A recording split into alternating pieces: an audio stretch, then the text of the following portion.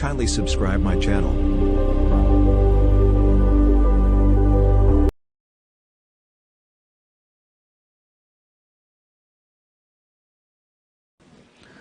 اللہ تبارک و تعالی نے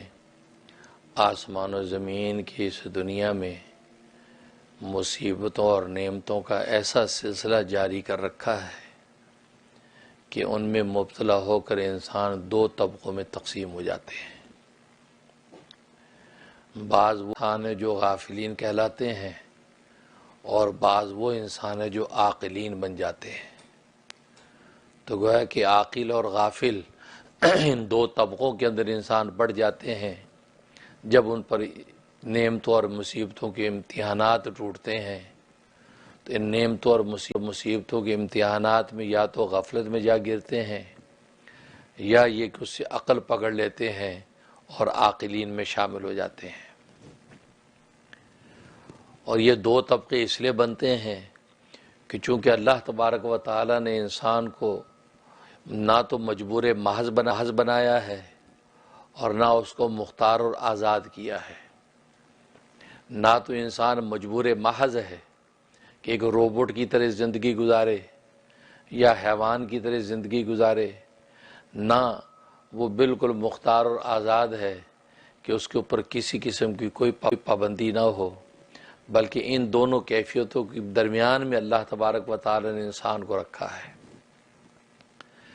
یہی وجہ ہے کہ باب العلم والقضاء حضرت علی مرتضیٰ رضی اللہ تعالیٰ عنہ سے کسی نے جب پوچھا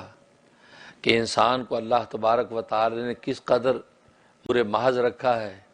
اور کس قدر اس کو مختار اور آزاد رکھا ہے، تو حضرت علی مرتضیٰ رضی اللہ تعالیٰ نے فرمایا کہ تو اپنے ایک پاؤں کو اٹھا۔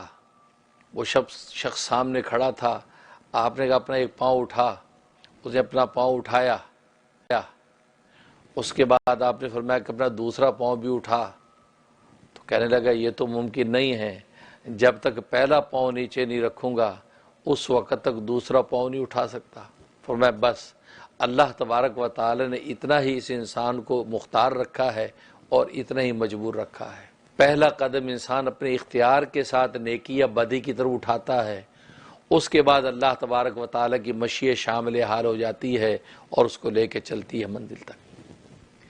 اگر وہ نیکی کی طرف اٹھاتا ہے تو اس کی منزل جنت ہوتی ہے،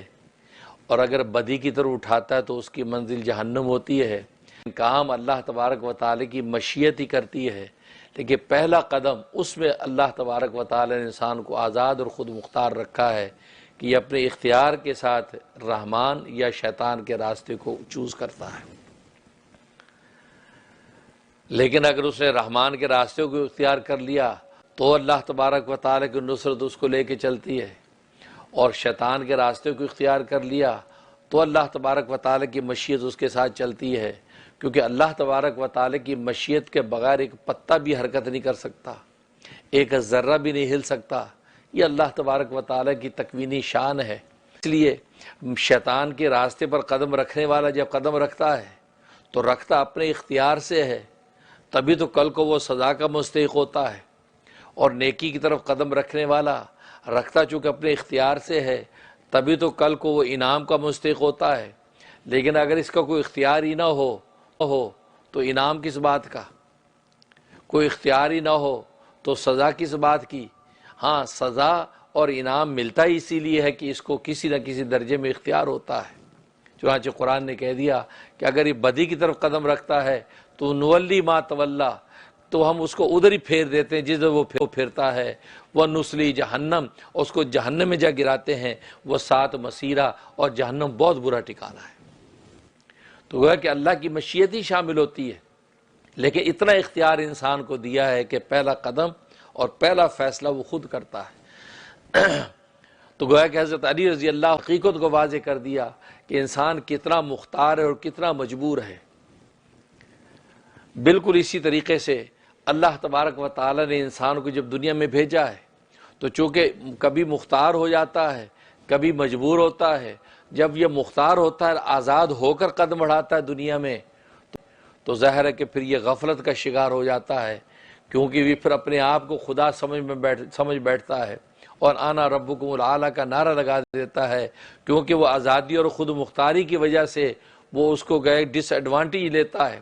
ناجائز طریقے سے اس خود مختاری اور آزادی کو استعمال کر کے خدائی کا دعویٰ کر دیتا ہے، تو یہ غافلین میں جا گرتا ہے۔ جبکہ اللہ تبارک و تعالیٰ اس کو کہتے رہتے وَلَا تَمْشِ فِي الْأَرْضِ مَرَحًا، اے انسان زمین پر اکڑ کے نہ چل، اِنَّكَ لَن تَخْرِقَ الْأَرْضَ وَلَن تَبْلُغَ الْجِبَالَ طُولًا، تو زمین کو اکھاڑ نہیں سکتا، جو پاؤں ٹکا کے جو مارتا ہے زمین پر، زمین کو تو پھاڑ نہیں سکتا، اور یہ گردن جو اکڑا کے چلتا ہے تو وَلَن تَبْلُغَ الْجِبَالَ طُولًا، تو جو ہے وہ پہاڑوں کی طرح بلند نہیں ہو سکتا۔ گویا کہ تجھے انسان بنایا ہے، اس کی ایک حدود ہے، اس حدود ہی کے اندر تو رہ سکتا ہے، لیکن یہ آنا ربکم الاعلی کا نعرہ لگا کے خدائی کا دعویٰ کر دیتا ہے۔ تو آزادی اور خود مختاری کا غلط استعمال کر کے یہ غفلت میں جا گرتا ہے